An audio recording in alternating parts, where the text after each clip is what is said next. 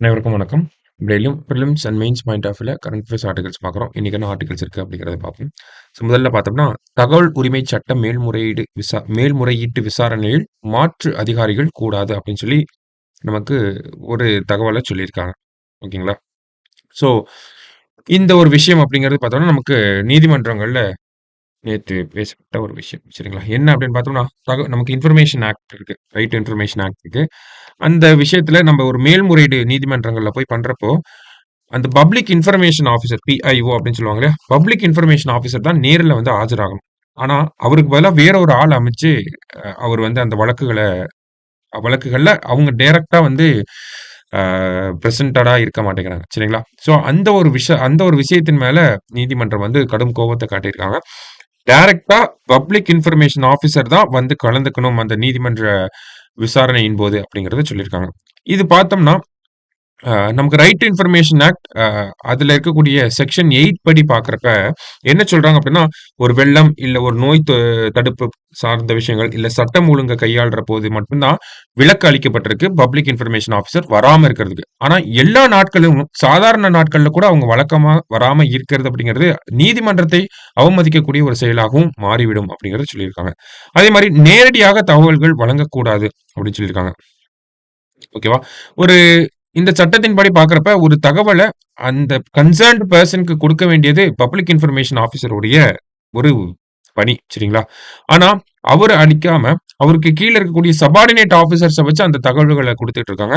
அதே மாரி மனுதாரருக்கு வந்து அந்த கன்சர்ன்ட் பெர்சன்க்கு நம்ம இன்ஃபர்மேஷன குடுக்குறப்ப, அந்த பப்ளிக் இன்ஃபர்மேஷன் ஆஃபிசர் உடைய பெயர், பதவி, அலுவலக முகவரி, தொலைபேசி எண், மின்னஞ்சல் போன்ற விவரங்களை வந்து நம்ம சொல்லியே ஆகணும். ஆனா, அந்த மாரியான விஷயங்கள் தற்போது நடக்க மாட்டேங்குது அப்படிங்கிறத நீதிமன்றம் சுட்டிக்காட்டியிருக்காங்க. அதே மாரி பார்த்தோம்னா, ஆ மனுதாரர் இருக்கார் இல்லையா? அந்த கன்சர்ன்ட் பெர்சன் அவரு கேட்கக்கூடிய விஷயங்களுக்கு கட்டணத் தொகையை செலுத்தும்போது, எந்த மாரியான வகைகள் மூலியமா அந்த கட்டணத்த செலுத்தணும் அப்படிங்கிற தகவல்களும் அதுல இருக்கணும் அப்படிங்கிறத சொல்லியிருக்காங்க. சரியா? அதே மாரி அந்த நீதிமன்றத்துக்கு வரக்கூடிய அலுவலர்கள், அது மட்டும் இல்லாம அந்த பொது தகவல் ஆணையர் பார்த்தோம்னா, கட்டாயம் அடையாள அட்டை அந்த ஐடென்டி கார்டு அப்படிங்கிறத போட்டிருக்கணும் அப்படிங்கிறத சொல்றாங்க. ஓகேவா? அதே மாரி முதல் மேல்முறையீட்டு அலுவலர்கள் பதில் அனுப்புவது கட்டாயம் அப்படிங்கிறத சொல்லியிருக்காங்க. அதாவது ஃபர்ஸ்ட் நம்ம அப்பீலுக்கு போறப்ப, அவங்க பதில்களை அனுப்புவது அப்படிங்கிறது கட்டாயம். அது பதில் கிடைக்காத பட்சத்துல தான் மனுதாரர் வந்து என்ன பண்ணணும்னா, மேல்முறையீடு பண்ணணும் அப்படிங்கிறத சொல்லியிருக்காங்க. பேசிக்கா ஒரு பப்ளிக் இன்ஃபர்மேஷன் ஆஃபிசர் அவர் என்னெல்லாம் பண்ணாம இருக்காங்க, அவங்க என்னெல்லாம் பண்ணணும் அப்படிங்கிறத சொல்லியிருக்காங்க. ஜஸ்ட் என்னன்றத பார்த்துக்கோங்க. அடுத்தது, பாக்கு காலநிலை உச்சி மாநாடு. நமக்கு United Nations framework convention on climate change அப்படிங்கிற யுஎன்எஃப்சிசி மாநாடுகள் அப்படிங்கிறது வருஷம் நமக்கு நடக்கும். ரொம்ப இப்பலாம் அதிகமா பொருளாக மாறிட்டே வருது. அந்த வகையில காப் 29 அப்படிங்கிறது பார்த்தோம்னா, நமக்கு பாக்கு அப்படிங்கிற நகரத்துல நடந்துட்டு இருக்கு.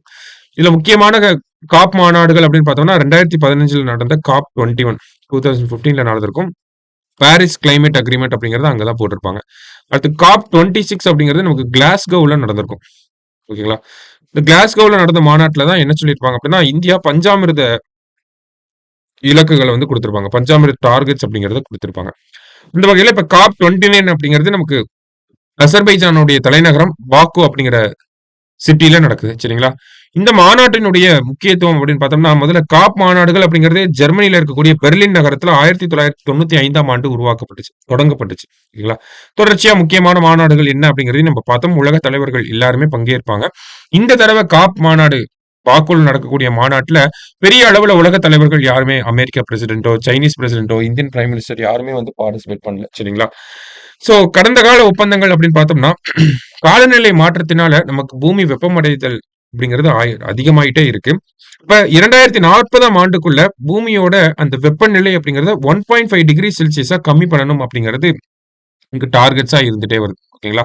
சோ 2015ல போடப்பட்ட இந்த பாரிஸ் ஒப்பந்தமும் நமக்கு அதே தான் சொல்லுது. அதே மாரி பார்த்தோம்னா, இந்த காலநிலை மாற்றத்த சமாளிப்பதற்காக ஓகேங்களா, இப்ப வளர்ந்த நாடுகள் அத பண்ணிருவாங்க. 1.5 டிகிரி செல்சியஸ்குள்ள கொண்டு வரதுக்கான வாய்ப்புகள் இருக்கும். ஏன்னா, அவங்க கிட்ட அதிகமான நிதி அப்படிங்கிறது இருக்கும்.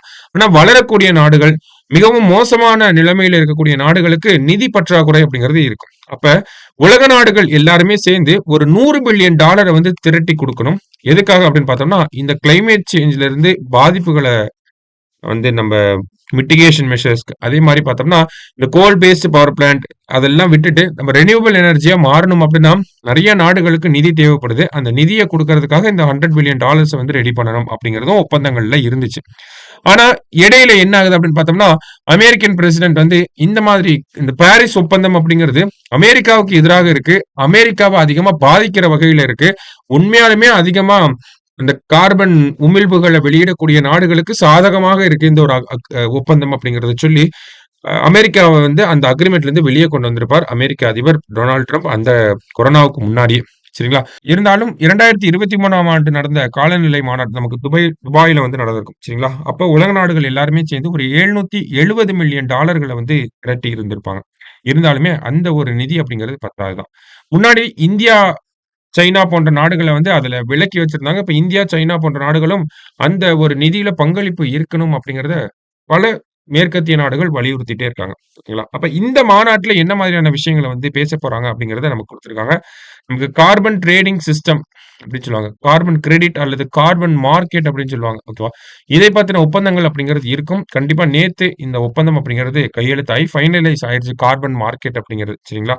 சோ வேற என்ன ஒப்பந்தங்கள் இருக்கும் அப்படின்னு பார்த்தோம்னா, நமக்கு இந்த நெட் ஜீரோ ரிலேட்டடா ஒவ்வொரு கண்ட்ரீஸுமே வந்து நெறைய கோல்ஸ் வந்து குடுத்துருக்காங்க. ஸோ அந்த கோல்ஸ்ல எவ்வளோ விஷயங்கள வந்து அச்சீவ் பண்ணியிருக்காங்க அப்படிங்கிறத பார்ப்பாங்க. அதேமாரி கிளைமேட் ஃபைனான்ஸ் அப்படிங்கிற ஒரு விஷயத்திலயும் வந்து நமக்கு அந்த ஒரு டிஸ்கஷன் அப்படிங்கிறது இருக்கும் அப்படிங்கிறத குடுத்துருக்காங்க. ஓகேவா? ஸோ முக்கியமா ரொம்ப எதிர்பார்க்கக்கூடிய ஒரு மாநாடாக இருக்கு. ஏன்னா climate finance and then carbon market இது 2ம் தான் இந்த மாநாட்டுடைய ரொம்ப பெரிய ஒரு விளைவுகளாக இருக்கும். எதிர்பார்ப்புகளாக இருக்கும், முடிவுகளாக இருக்கும் அப்படிங்கிறது பேசப்படுது. சரிங்களா? ஏன்னா தொடர்ச்சியா அந்த குளோபல் கார்பன் பட்ஜெட்ல கூட என்ன சொல்லியிருக்காங்க அப்படின்னு பார்த்தோம்னா, நமக்கு 2023ல இருந்து 2024 இந்த 2 ஆண்டுகளுக்கு பார்த்தோம்னா, ஒரு 0.8% எமிஷன்ஸ் வந்து இன்கிரீஸ் தான் ஆயிருக்கு அப்படின்னு சொல்லியிருக்காங்க. ஆ இந்தியாவ பொறுத்தவரைக்கும் பார்த்தோம்னா, இந்தியா வந்து 4.6% இந்த இன்கிரீஸ்ல கான்ட்ரிபியூட் பண்ணியிருக்காங்க அப்படிங்கிறத சொல்லியிருக்காங்க. அப்ப பூமி வெப்பமயமாதல் அப்படிங்கிறத நம்மளால தவிர்க்க முடியாது.